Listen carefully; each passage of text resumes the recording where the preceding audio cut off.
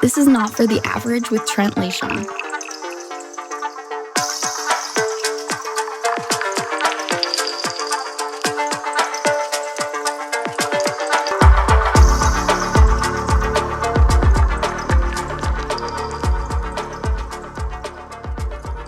We're going to crack straight in here.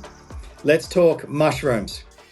So, as you said, psilocybin is just one of the active ingredients. And when I say active ingredients, I mean psychoactive ingredients in a group of mushrooms that we call magic mushrooms. Now, there are about 200 different species of magic mushrooms or psilocybin producing mushrooms.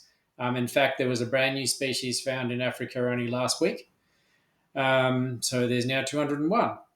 But psilocybin is just one of the active components in the mushrooms. They're not sure, but there's about 4 or 5 that we're currently aware of. The problem is that there's about 1,160 different chemical compounds in your average psilocybe producing mushroom, and we don't know what the vast majority of those compounds do. We don't even have names for them. Fungi are extremely complicated little organisms. Gotcha. But that we know, look, I can speak from experience, having microdosed, life-changing. Very. Life-changing. And you hear a lot about, I sort of associate magic mushrooms with having some fun, being a teenager and just losing your mind and tripping, right? That's Yes. what sort of my interpretation of psilocybin was. Then you start reading, hearing things about the benefits for trauma, soldiers using it to overcome when they come back from serving. And you go, wow, what's going on here? And my own sort of curiosity led me to you. For me, I can only speak from experience, and that's why I want to spread the love a little bit here. But how did you? What's your story? How did you get on this journey? Very interesting journey. Long story. Let's try to keep it reasonably short. But basically, a few years back, our governments decided to lock us all in our homes for our own good. I started to investigate. But, the trigger point before that was a really good friend of mine, a man that I had a great deal of respect for and had killed himself. He'd chosen to kill himself because of his PTSD. And I did what I had been trained to do, and I investigated what happened. How could this possibly be? How can this person who, in my eyes, was bulletproof, and had everything to live for, how can he just be gone? And I found out that, he'd had his hand up for over 12 months to get help. Now, that's part of the problem with soldiers, and not just soldiers, but basically any of our service personnel, fireys, ambos, police, you name it. They don't put their hand up and ask for help. They signed up to be the person who does the helping. They're the ones who run into burning buildings. They run towards gunfire. They don't run away. So for them to ask for help, it usually takes them a long time. He had his hand up for over a year asking for help. When he finally did get that help, they gave him a chemical that had less than a 5% chance of giving him any relief from his symptoms whatsoever, but a 30% chance that he might kill himself. Oh, a pharmaceutical product. Exactly. And somebody had signed off on that, and that made me angry enough to start looking. And so I did, and I stumbled across psychedelics in general. And the irony is that we've been using this stuff for centuries. There's over 10,000 years of recorded evidence that we've been thousands using. Of years. Yes. Yes. And yet, and if you actually study it, you go back and you look at the history of it, it has been deliberately taken away from us twice, because it works. That's a deep rabbit hole. We don't have a huge amount. Seriously, I think this should be part 1. Yeah. Because if we start digging into this rabbit hole, exactly, we're going right in. This, But I look, think this is a massive I just subject, Brent. it's still relatively underground. Yes. Although people influencers, it's the message is starting to there's a bit of a groundswell in terms of the benefits of psilocybin, and I guess there's still stigma attached to it. But trauma specifically, how does it work? Like, I guess I'm very, very new to this realm. So, what's actually going on? If it's people are curing addiction, which is them essentially curing themselves. What is the psilocybin and the various compounds doing to the brain to change people's behavior? And I know personally wanting to give up certain habits Yeah. and sometimes struggling with that, but it's not easy to overcome addiction, particularly alcoholism. Or you got PSD and these types of trauma-based um, states that people really struggle in. What's going on? Like, how does it operate? Obviously, the mycelium network goes to work in the biology, but how do you translate that for the layman who have no exposure to psilocybin? Um, as with pretty much every question that you might possibly ask me on this subject, there's a short answer and there's a long answer. We can You do it don't in know. time. Let's Yeah. keep it simple. So we know, we're very confident, scientifically speaking, that psilocybin does three main things. Number one, it creates neural pathways in the brain.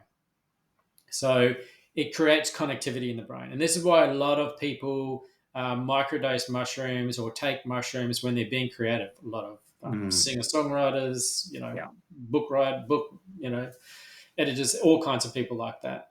People who are creating, because it really puts you in that flow state. The other Mm, thing that it does is it literally creates brain cells. Um, so just those two things alone are phenomenal. But the third thing that it does, and this is probably the most important thing when it comes to um, trauma, in particularly, is it dials down what we call the default mode network. So the default mode network is a series of sections in the brain, mostly in the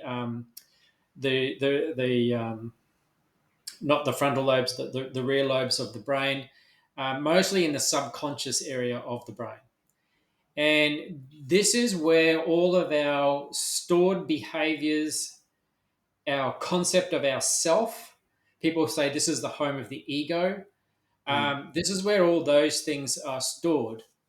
Now, it dials that down because we find that in most cases, if you've got depression, PTSD, any of these types of conditions, we find that people's thinking has become more rigid.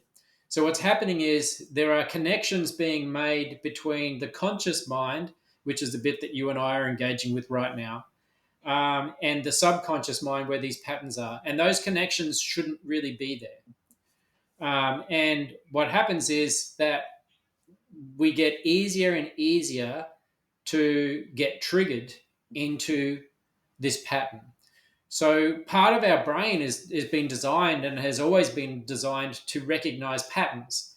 And we recognize patterns very quickly and we can act on them. And when you're driving in the traffic, for example, there are millions of patterns that you've learned. Like if the car's brake lights come on, you automatically apply your brakes if you're close. Now that is it's a memorized response. It's like a sub program in your subconscious mind that's ready to run at any given moment. All you need is the right trigger.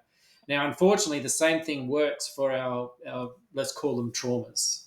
If you've had, you've been to war and you've come back and you've got, active PTSD, you've got multiple triggers there, and these things can be triggered all the time. And the moment something like that happens, you enter into one of these default mode responses, and mm, you, the conscious person, has very little opportunity to disrupt that process because your subconscious mind is about a million times more powerful than your conscious mind. It uses about 95% of the energy use of the brain, whereas your conscious mind represents about 5%. Mm, So, mm, we walk around all day thinking that this is us, but all you are is the conscious part of your mind. The subconscious is massive and massively powerful, and it's pretty much running the show. It's what's, making your heart beat. It's what's keeping your blood pressure right, whether you're sitting up or standing up. It's what's taking care of digestion and all the other body functions without asking you for permission. So that comes unstuck when we have these um, unhealed traumas, let's call them, for whatever reason, and they start basically getting too much screen time in our mm, consciousness. So they're running the show. They This start running the show. Yeah. and the analogy that I have drawn to the changes in well-being and thinking, processing is a software upgrade. Yeah. And I'm 51. I had my first acid trip in Cyprus, and it was like this is only a few months ago, and it was like a software upgrade. Yeah. It was a serious software upgrade, and it was full on. It was a hero's journey, sort of dark and light experience. But with the hero's journey with the psilocybin, it was much more beautiful, I think, in terms of where your mind goes. And I tried to explain it to a friend, and he was like, "So what is it like?" And I said, "It's probably like the most vivid, deepest meditation you can have, Absolutely. because you're going into Yeah. yourself. Yeah. You're activating that 95% that you're saying is inactive in the Yes. subconscious realm, in the thought realm.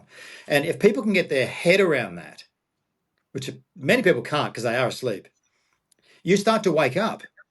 Yes. You start to see things differently, Yeah. and it's just, for me personally, very early in my journey with this, it's been life-changing already Yeah. in terms of how I feel, inspiring creativity, connecting with myself, going deeper into meditation because I've almost unlocked some tools to help me relax and connect with self. That to me is where that you talked about using various substances to stimulate creativity as an artist. Well, this is the place. This is the place. This is the source. You're almost connecting to the source, which is you. That's right. You're connecting to the source, which is connected to everything. And get Yes. your head around that. That's pretty cool, funky stuff. Yeah. It's Yeah, the trauma stuff's a bit different. it is. It's just a little bit more profound. That's all, and a little bit more obvious. But I mean, there isn't a person on the planet that shouldn't do this. It's as simple as that. I mean, you have to be careful. There are some guidelines around that. There are some chemicals that if you're taking, you probably shouldn't do it.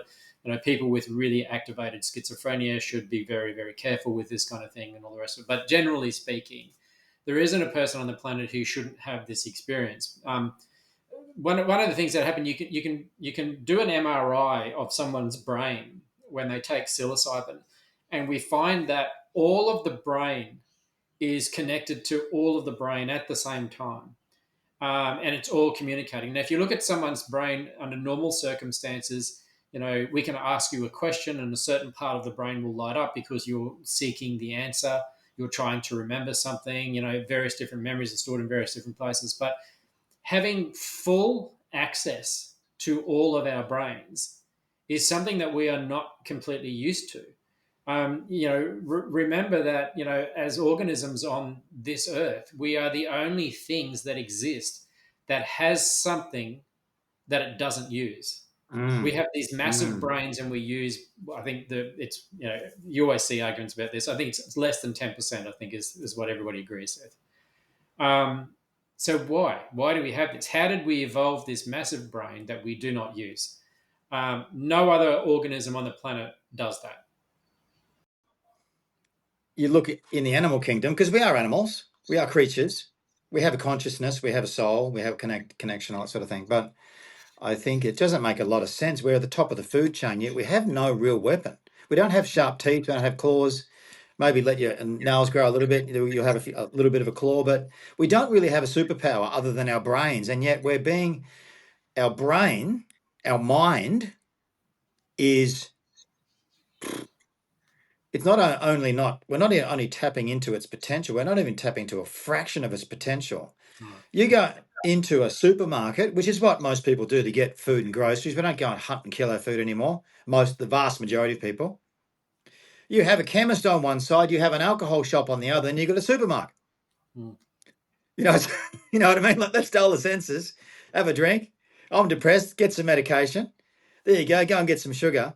But if you really want to open your mind and tap into more of what your potential is, you have to be activating more of your consciousness and your mind's capacity.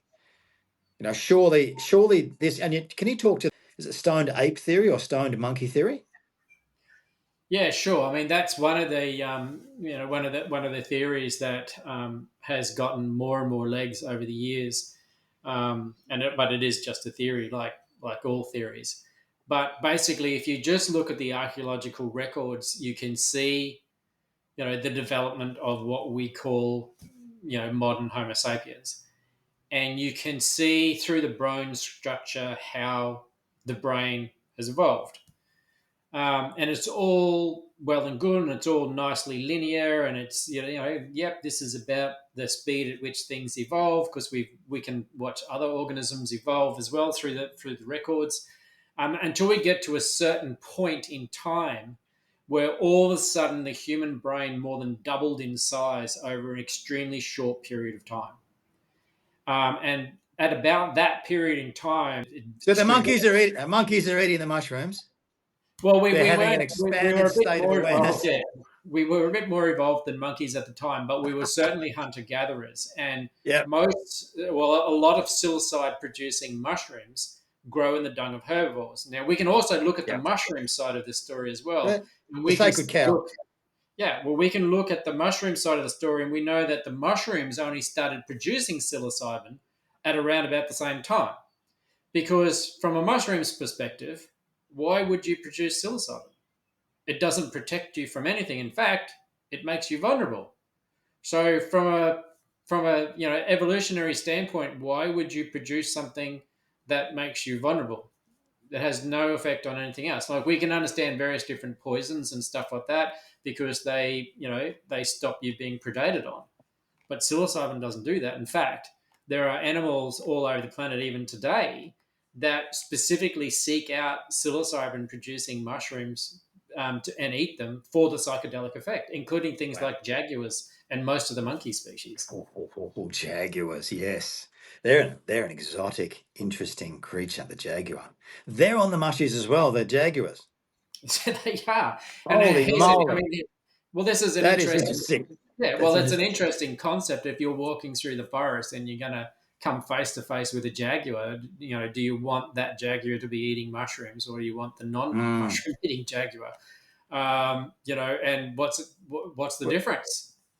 When that heightened sense of awareness that you get, if you have the right dosage, you Yes, get a heightened sense of connection, empathy, and awareness. yes. That is powerful. You Well, know, you can think of a imagine what jaguar stalking you on mushrooms, you're in big trouble.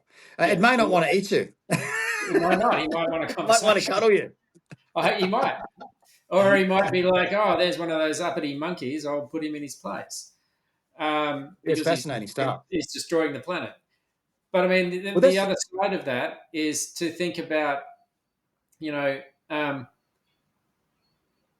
if that's what's actually happening there, then why have none of the other creatures evolved the way we did, or are they evolving? It's just slow the way it was with us. It's mm. it's an interesting. Again, you can do an entire podcast just on that concept there, and explore that as a philosophy as to Why? Okay. Why? Why why haven't we? why produce this chemical in the first place. Mm. We look at big pharma, you know, and obviously, you know, being in Victoria, the most locked down city in the world, like everyone should have just been given mushrooms. And seriously, and we Yeah. would have been out. We would have been out in 2 months. There's But a very there's a very famous it's quote, which says that that the the people running the problem with the people who are running the world is that they've never done a mushroom journey, and Mm, everybody mm. who's done a mushroom journey understands how big a problem that is. Yeah, yeah, absolutely. Look, and you do have other forms of expanded awareness. You've got DMT, Yep, which I haven't done yet, and I will. And ayahuasca. Heard a lot about the cactus. yep, So I'm very keen to explore these realms. Once you get that inner explorer activated, for me personally, it's like when are we going back? When are we going back in there? But I know you got to be careful with this stuff, because there's such a stigma attached to how to filter of it's mushrooms as tripping. Oh, they're trippers. yep, You know what I mean? Like they're losing their minds. But yep. it is a form of losing your mind because you're saying that your brain is becoming more plastic. It's firing on different levels. It is in a way changing your consciousness. Yes. It's getting you to activate other parts of your brain. So you are in a way losing your mind in a Yeah, positive way. in a positive way. I mean, another way of framing that is to say that you, I mean, in the book, How to Change Your Mind. Um, who wrote that? It's gone out of my head. I know the And title. it's also a series on Netflix, How to Change Your Mind. Um, I'll remember in a sec. But Okay. he talks there about basically a good way of describing this experience is if you imagine your mind is like a snow covered mountain. And in the mountain now, you've got all these worn pathways where Mm-hmm. you continuously have the same thoughts, continuously have the same behaviors. And what happens is the tracks in the snow get deeper and deeper. The snow gets harder and harder, it gets slipperier and slipperier. And once you fall into one of these pathways, it's a one way ticket to the bottom of the hill. Now, when you have a psychedelic experience, and we're talking about mushrooms. If we have a mushroom journey, for example, what you're doing is you shake up the snow globe, right? Now you can be more deliberate in the way that you think. You're not going to be triggered into these default mode network old software patterns that don't serve you anymore. You've got the opportunity now to go, hang on a minute, is this type of thinking actually helping me or is it not? My first experience with actually understanding this is I started microdosing myself and I was on my way to work and I had a triggering incident. I had this guy cut me off in traffic really badly, right? And this has happened multiple times, and my reaction is always the same. You idiot, Mm-hmm. same as anybody's Yep. reaction would have been, especially Yep. when it's a close call. And you realize that you've got a whole heap of adrenaline pumping through your system now. This person who has almost caused this accident, they're long gone and they don't give a damn. Um, but you're now carrying this aggression and this negative energy, Energy. Mm. and you're going to carry that into your workday. And what's going to happen? Well, the first thing that's going to happen is the printer's not going to work properly and it's going to jam on you 3 times in a row. And then something else is going to go wrong. And then you're going to accidentally delete a file or whatever because you're just out of sync. And I sat there in the traffic and I had this entire thought process. Instead of just being triggered into the default mode network response, which is automatic and is Mm-hmm. not conscious, I was very conscious of the fact that I was having the reaction. I was observing myself have this reaction and I was asking myself, does this reaction really serve me? And the answer, of course, was no, it doesn't. This is not helping at all. Why am I doing this to myself? And that is the biggest realization of all is that you are doing this to yourself. Mm. And Mm. so having had that thought and having interrupted that default mode network response right in the middle of the response, which is something that you normally can't do. But because my default mode network was basically slowed down, I had more power consciously to Yes. interject and go, hang Yes. on a Gotcha. minute, I don't Mm. actually want to behave this way, you Yep. know. And you can So I catch didn't. yourself in the moment. So I didn't chase Yep. after him and Yes. give him rude hand gestures or whatever it was I really wanted to do, because I realized it was futile and it wasn't going to help me. You know. I think that's powerful. That's awareness. That is, The yeah, observing the observer, yeah, stepping out, not reacting, observing. I think yeah, that's one thing I've taken away through meditation is just the power in observing and not falling into the reaction traps, which is, again, we have talked about personally, you and I, not in other conversations about the ego yes, and how strong it is, and how I guess the loosening of the grip of the ego and being able to catch yourself when you're triggered, but then to be able to have the awareness to pull out of that. And exactly. I still do it. I'll laugh. I'll just laugh at myself. I'll just go into ego. Whether that's great example would be traffic. Like not letting someone in, and Yeah, then just catching yourself and going okay, and having a yeah, bit of a laugh because it's such a ingrained way of operating. When we use the reference of the software upgrade, mm, you're upgrading your own software in a way by yes, being aware of how you think, how you respond, the way you interact with the world. And the software upgrade is awareness, is being aware of everything. yeah, That's a really, really powerful insight. yeah. It's quantum physics 101. The moment you observe something, you change the outcome. Yeah. And this is what the double slit experiment proved to us when we did it back in the 60s. I think was when it was first done.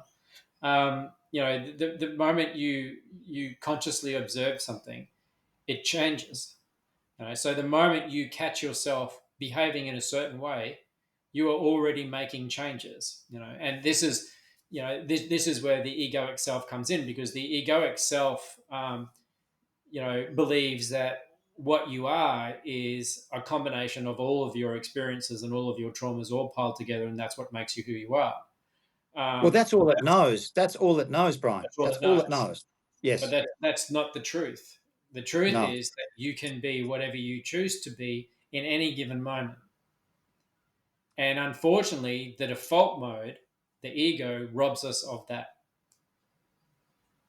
It drops us into patterns, and they're old Yeah. patterns. And the Lower older the pattern, vibration. the stronger it is. Yeah. Yes. Which is survival. Yeah. Normally survival based, isn't it? It's how we survive. The ego Mostly. will help us survive, Yeah. but it won't help us thrive. It No. won't help us connect. No. It won't, it reacts. And I think that's really,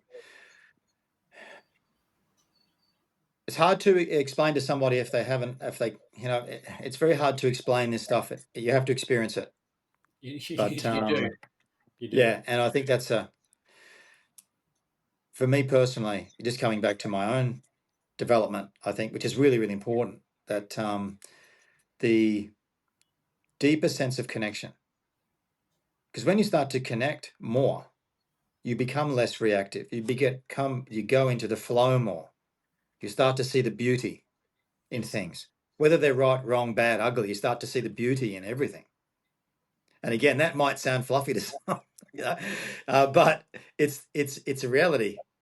Crazy stuff going on in the world, Yeah. and you tune into the news and you hear all the negativity. And it's like a lot of people are just vibrating on that level because they're letting it in constantly. Everyone's on their own journey, but we're ultimately all connected, aren't we? Look, at the end of the day, if you're reactive without conscious thought, because a reaction basically is abstract of thought. You're not thinking about whether or not this is a good idea. You're just acting. Mm, If mm. you're reactive, you're controllable. If I know what your triggers are, Predictable. I can trigger you, and you're predictable, and I can trigger you anytime I want. Yeah. If Yeah. you're conscious of those things, then you're not controllable. And this is goes back to Mm. one of the statements I made beforehand about why this kind of thing has been taken off us multiple times. Because a person who is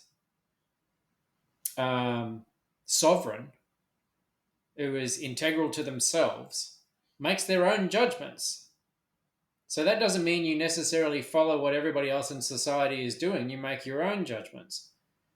And, you Mm-hmm. know, as a society, That's it. Yes. we decided that, oh, no, people can't just make up their own mind about stuff. We've got to be a herd. We've got to, and of Yes. course what happens then is like we stifle all creativity, we stifle all growth, we go backwards.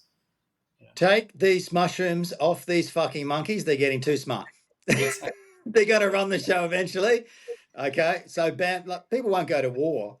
If you have deeply connected, empathetic people that are creative, they're not going to war. They're not into conflict. They're into No. expressing themselves creatively. So yeah, let's isolate people, make them unhappy, and feed them things that make them unhappy. Because ultimately, I don't this.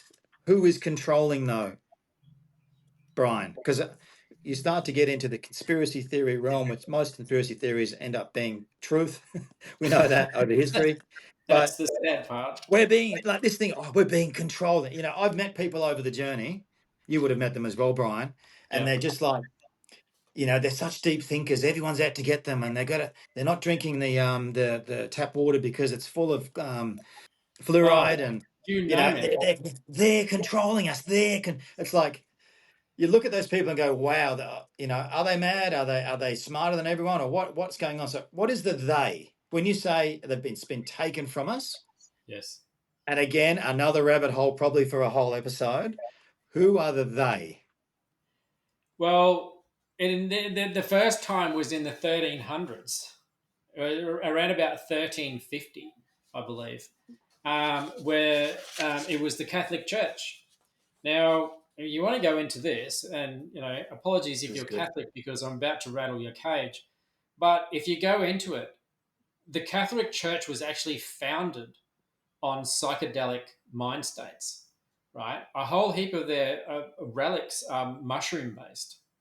Mm. And the original sacramental wine was laced with the ergot fungus, which is the derivative of LSD, right? Now, what happened is like, you drink the sacramental wine or you eat the mushrooms or whatever and you see God. Now, You talk to God. the problem with that is, how do I monetize that? Well, Mm. okay, here's the thing, Trent. I'll eat the mushrooms. I'll talk to God on your behalf. You just pay Mm. me money, right? Mm-hmm. But Yep. the problem with that was there was a whole heap of people who knew different. There was a whole heap of people who knew how to use plant medicines and all the rest of it. So the first war on consciousness started then, and they Mm. murdered everybody who knew how to use these things. And they called them witches. They burnt them alive. And then they told us that they were the good guys. They rewrote history and said, these were the good guys. All these people we burnt at the stake were witches. They were evil. But in actual fact, what these people were people who knew how to use plant medicines. Mm. This was the knowledge. They destroyed the knowledge base. Yes. You know, That that's there's a really good quote from a woman that the Catholic Church actually canonized. So St. Catherine of Siena, and I'll read it to you. And she wrote this at the time that it was happening. She said, "All has been consecrated. The creatures in the forest know this, the earth does, the seas do, the clouds know, as does a heart full of love. Strange that a priest would rob us of this knowledge and then empower himself with the ability to make holy what already was." mm-hmm.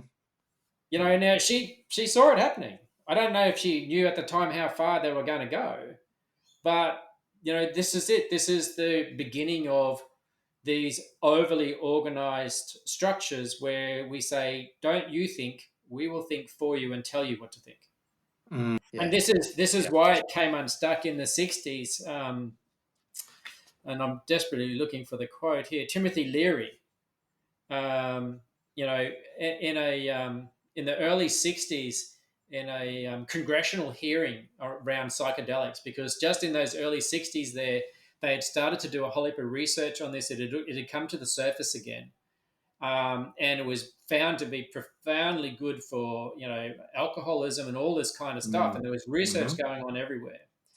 And so by the late '60s, we had this congressional hearing, and Nixon had finally got into power. And there's a whole heap of history that goes back there, which is very, very bizarre as well. But Nixon was in power, and his very first act was a public safety bill, which basically classified all psychedelics, which are non addictive, you can't OD on them, and they have all these health benefits. And they classified them in the same category as heroin and ice. In other words, Crazy. no scientific value, no medical value whatsoever. They're Mm, dangerous and they're addictive. And they met none of crazy. those criteria. But they rescheduled it after Timothy Leary attended a hearing, and they asked him, what's happening with the psychedelic movement? And he said, look, these people aren't going to rob or steal or murder anybody or do anything like that. They're not going to cause any problems whatsoever, but they will not join your corporations and they will not join your armies. Mm-hmm. Yep. And that was all they Problem. needed to hear. Problem. It's These problem for a people, multi-trillion-dollar military industry. these people will not be controlled. And right at the Yeah. time, they were losing the Vietnam War, not because they'd run out of bullets and bombs, but because it was televised and the people were seeing what was going on. It did. But it's not just the psychedelics. You don't need psychedelics to be a good human. But you're a lot easier to manipulate in Well, regard yeah, to yes. If you separate people and keep them isolated and in fear, yes, you're absolutely. That's a strategy for sure. So just the word, just hearing the name Catholic Church, just just gives me a really bad, dark, low vibrational energy. I'm not. It just. I think it's good we've got things like social media, we've got different outlets and people podcasting and people that are a little bit, not mainstream out there promoting and talking and educating, because more and more people are understanding with It's very self. interesting. One of the very tools that that they brought out in order to try to control us, i.e., we'll feed them information constantly, has turned Mm. against them. They can't take down the information fast enough. No, no, they can't And that's restrict it. they Yeah. can't restrict the AI. Yeah. We keep finding ways around the AI. Mm. We change a few words in a post or whatever, and the AI can't recognize it, and so it gets put up again, and then a billion people share it because it resonates, and then it gets Mm. taken down again, and all the rest of it. I mean, look how hard they tried with COVID. Look how Yeah. much effort they put into that, and it didn't work. It didn't work. It not everybody bought it, and I mean Mm. there were protests in Yeah, yeah, I know. I know. and I look know. at It, look how far they yeah, went to yeah. stop those protests. Imagine if they tried to do it now. You know, so many people now, even people that I talk to now who went and and had the jabs that they had because they just don't like Mm. it, but Mm. I'll do Mm. it. Mm. Mm. There's no way they're signing up for that again. Oh, Brian, I'm disappointed in myself for complying because I'm by nature not a compliant human. Just the pressures from the school and the ex-wife and the grandparents and you're not a Dr. Trent. I was like, I knew in my heart of hearts, do not get vaccinated. I took my kids down to the vaccination clinic at the door Yeah, and said, no, we're not going in. No, you're going to get in trouble for mum. I said, no, we're not going in. And then it ended up getting vaxxed. And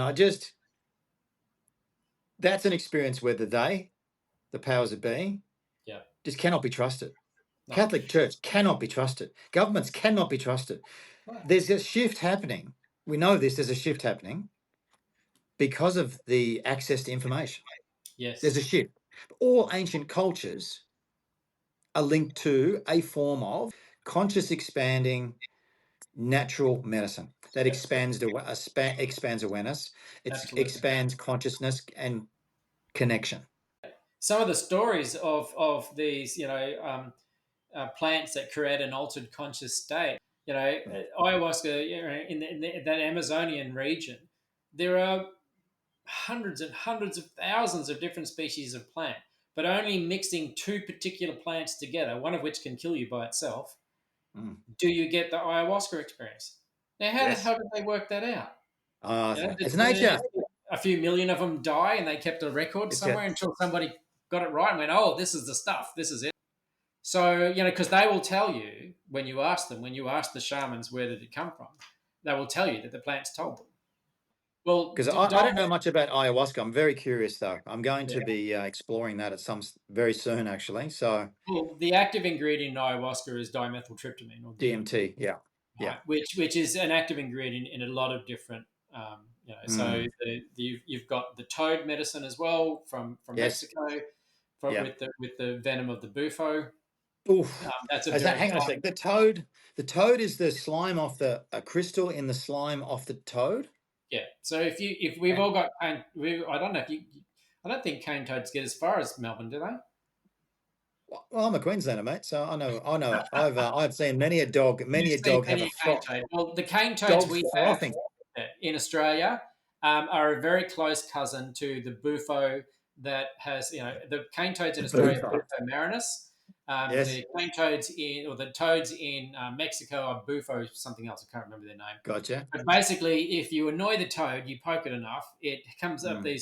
it has poison glands on its back, Yeah, on its shoulders, on its head, yeah. and various other different parts of the body, which is a defense mechanism, right? And so what they do is they scrape that poison off, they let it dry onto glass, it crystallizes, and basically they vape that.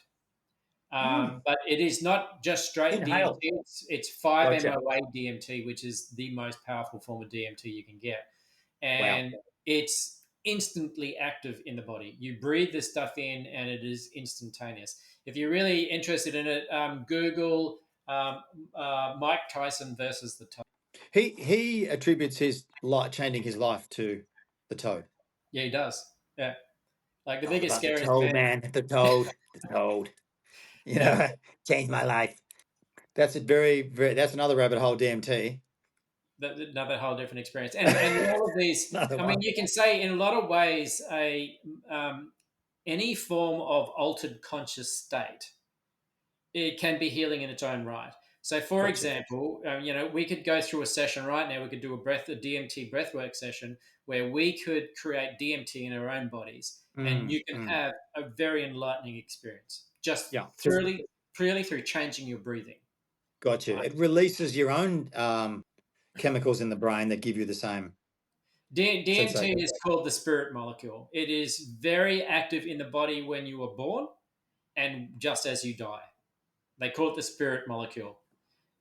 Because they say it basically guides the soul in and guides the soul out of the body. Wow.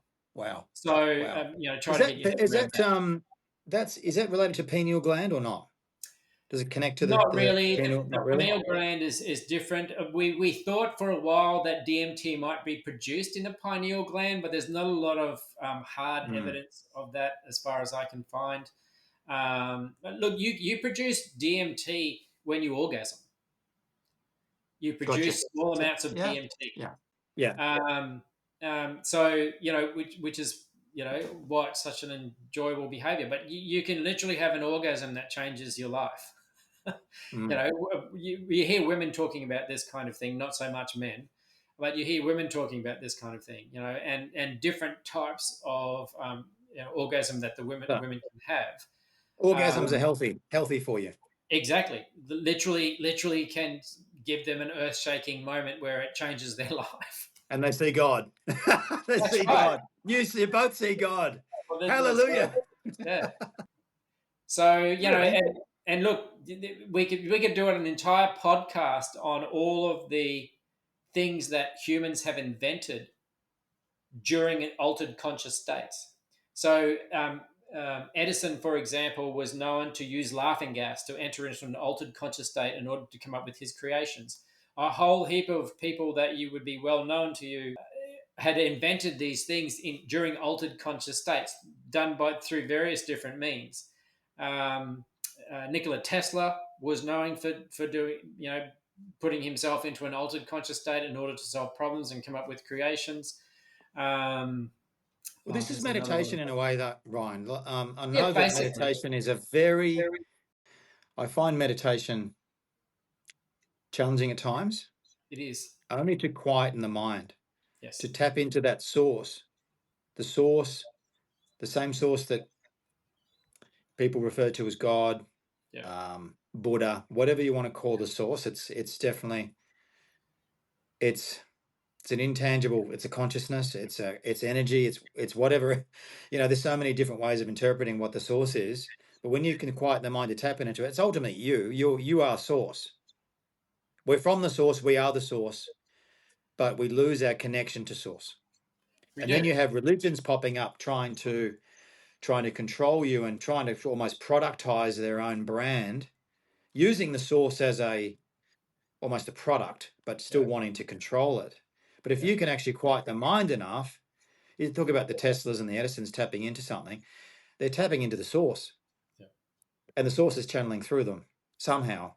Yeah. But you've got to be able to quieten the mind to Yeah. be able to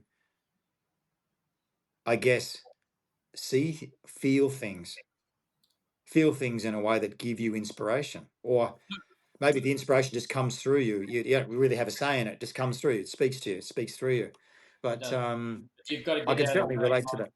Yeah, you've got to get out of the road long enough to allow that to happen. And there's the saying that the mind is a very, very good servant, but it's not a good master. It is a common saying, and that's exactly what they mean by that. And the thing that's really difficult for people to get their heads around is your conscious mind, or the conscious part of your mind. Its biggest priority is to limit the information going into your brain. So your mind, Mm. your Mm-hmm. conscious mind, the bit that Mm-hmm. you and I are using, its Mm. main priority is to delete information. And this is where you see, the kids on spectrums and stuff like that, which have trouble coping. They get overwhelmed and stuff like that because so much information is going into their brain that they get overwhelmed. Yeah. Our Yes. brains are Yes. designed Yes. to limit that information. Now, this is where your trauma kicks back in. If you've got a trauma pattern in your subconscious mind, then basically your conscious mind is actually being programmed now not to see positive things, only to see negative things. Mm-hmm. Let's be more specific. Let's say that my trauma is around relationships, right? And I've had all of these relationships, and it's become a repetitive cycle that eventually the woman in the relationship with me ends up betraying me one way or another. So I go, oh, that was the fifth one. That's really bad. It can't keep happening. So I go into another relationship, right? Without changing anything, without thinking differently. I just follow the same pattern, go into another relationship. Now, my mind is literally wearing glasses that only allow me to see potential negative things.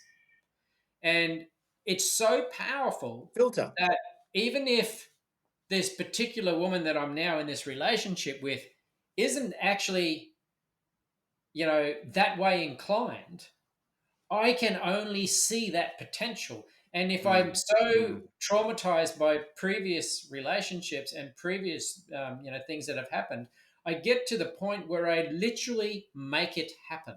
Mm-hmm.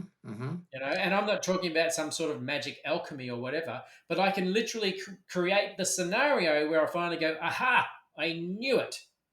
You're going to do Mm. that thing to me where you betray me. I knew it was going to happen. That You that's actually the feel operating better. system. Yeah, That's you the actually operating feel system. better when you finally go, there it is. I've been looking for it the whole time. And the longer you go without being able to see it, the more uncomfortable you get because and we go back to the Neanderthals. The Neanderthals worked out eventually that you couldn't eat the red mushrooms. Well, not all the red mushrooms, but let's just use that as an example. That if you ate the red mushrooms, you died. So guess what? As you're walking along, you will see the red mushrooms because you know to avoid them. There is a pattern that's now created in the subconscious mind. We are very good at creating patterns, and that's okay. It kept us alive. But in this particular case, we actually make that pattern happen, and it'd be the same if I gave you a really detailed PowerPoint presentation on the fact that red cars are significantly higher numbers on the road than any other color. And on your way home this afternoon from doing this podcast, you would see a whole heap of red cars because you've just programmed your mind to look for them, subconsciously. And we do that with our traumas as well. So it's all Mm. linked. Mm. This is Mm. how Mm.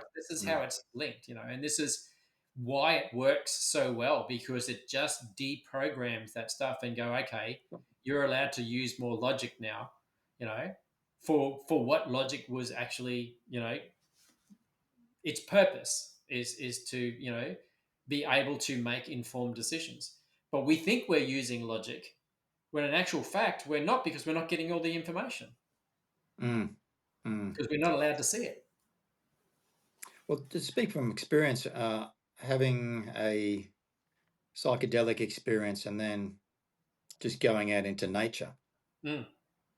and you can see all the things that you miss when you are in that 5% of brain activation phase, which is Yeah. most people, most days. Yeah. You look, you go, wow, there's a there, oh, there, wow, and you start to see, well, there's a spider, there's a spider, wow, what? And you're like, there's so much going on. Yes. It's like the brain is overstimulated because it's used to just things being dulled down, Yeah. focusing on letting the navigation do its thing, which is usually everything's very simplified in a very simple, most people work, they eat, they shit, they do a few other things and they repeat the cycle, Yep. And that's a bit of a trap, I think, because,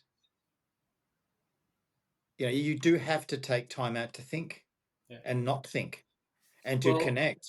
If you're so busy, tired, and you're consuming alcohol and you're rushing around from here to here and you're reacting and and you're finding bad relationships and you're in this sort of cycle, samsara, and I think it's a lot of people are not are sort of on a bit of a hamster wheel, yeah. And and taking time out to reflect and think more deeply is considered, well, I don't have time for that. I'm busy. one of the things that people talk about, and science has given a term for, is what we call synesthesia. And synesthesia is when you've taken enough mushrooms, usually not on a microdose, usually it'd have to be a macro dose, where all of the senses become merged. And so Timothy Leary is famous for making the quote that you can taste the color of time. Mm, So when you think about it, all of our senses can be fooled, right? mm, All it is data going into the brain. Now it's very easy to trick the eyes. It's very easy to trick the hearing. We can trick your taste buds. We can trick all the senses. And especially if we're doing it. Like we were talking about before about when you've got the hidden traumas in the background, that the data you literally only take in the negative data to feed the mm, story mm, that's in mm. the background. You can't. You Why? Why do we do that? Why because do we it do that? fits the pattern, and we're comfortable when. So, for example, let's say that there's a shark in my pool, Hmm. right?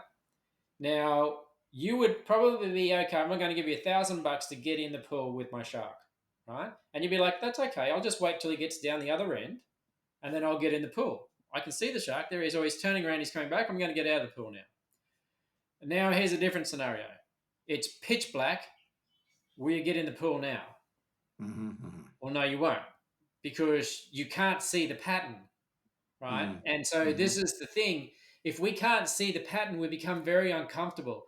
We know, for example, going back to my analogy before, I know that this woman is going to betray me at some point in time, because that is what I've learned, because it's happened every time. Why would it be different this time, right? Mm, And mm, if I mm, can't see when it's going to happen, it gets very uncomfortable.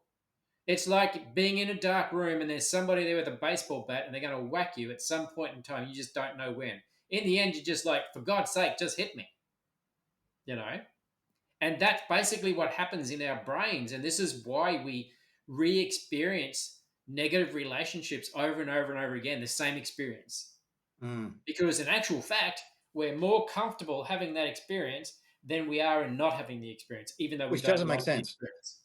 Well, it's being that experience, that pattern is in a way comfortable.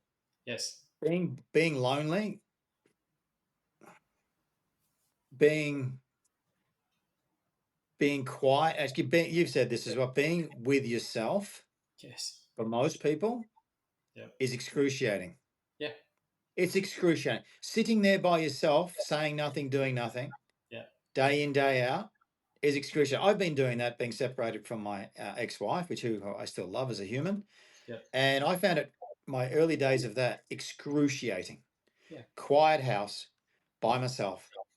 And again, who's my friend? I'll have a tequila. Yep. I'll dull the senses, because being with that person, which is ultimately being with yourself, is very uncomfortable. Yeah. It's lonely. It hurts. And it feels very unnatural. Yeah. It feels unnatural too. And that sort of leads us into self-love. Yeah. You know, because at the end of the day, you have to be comfortable in your own skin, but you've also got to be comfortable being with yourself. Yeah. You know, We people struggle with that. you give advice to young blokes. You know, how do I get a good relationship? Oh, it's like, oh, the guys who have got all the pretty girls, they're all really confident. It's like, self confidence is not it. That's not what it is. It comes across as self confidence, but that's not what it is. What it is that these individuals actually love themselves in the best Mm, possible way. yes. They actually believe that they They are good vibrate. people, and they act that way, Yeah, right? And yeah, they yeah, yeah, yeah. vibrate that out because they That's are. interesting. And this is the That's thing: you interesting. you will never be able to form a relationship at the level that you want to form it at until you get to the point where you don't really need the relationship. You're actually pretty damn comfortable and quite happy by yourself, and a relationship is just icing on the cake.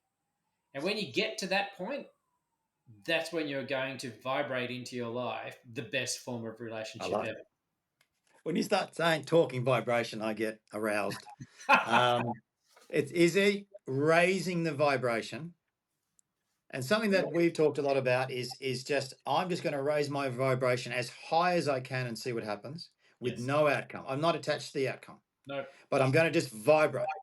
Yep. Healthy, eat healthy, be healthy, do all Be the happy. things I need to be happy and healthy. Yep. And a lot of people are wanting a relationship to make them happy. We know that's not the way, No. but you have to trust. I think that's a real challenge. I've been It's working a on that as huge well. You have to detach yourself from the outcome. because if you're not, and you can't just pretend to detach yourself from the outcome, because that's not going to Yeah. work either. Yes. Yes. You've actually got to believe it. This is hard. No, can I, Brian? This is hard to do. Oh, it is This hard. is a really hard thing to do. I agree. Like, if you're goal driven and you have purpose and vision, and you have to say to yourself, well, you know what? If I push too hard, I'm not going to get it. So I have to back off Yeah. and detach from it, Yeah. which feels like I don't care. Yeah. Yep. And To this me, is where we get back into the whole concept of surrendering and stuff like that. Like blokes like you and me grew up in the era where we did all this motivational training, and you got to be goal driven, and you got to strive, strive, Mm. strive. And at the end of the day, you see other people who are living their best lives, and yes, they might have one less Lamborghini than you do, but they're bloody happy, like really happy. And when you really come down to it, what is it that you actually want? You got one wish. You're talking to the mushroom genie. You got one wish. What do you want? And you're just like, I want to be happy, because none of the other things guarantee anything. And then the mushroom genie says, I can make you happy. I can Yeah, help you find happiness, but it's that's right. actually not none of the things that you currently want and you're Okay. asking me for. But I can actually, and it's like you're so attached to the things we think will make us happy. And the mushroom genie is saying, if you really want to be happy, I can show you. You don't really want what I can give you. So, how do you work through that? This is a great place to leave the first episode. There are going to be many, many more, as this is a very, very long and important conversation. Look forward to the next installment. Stay tuned. This is not for the average with Trent Lashon.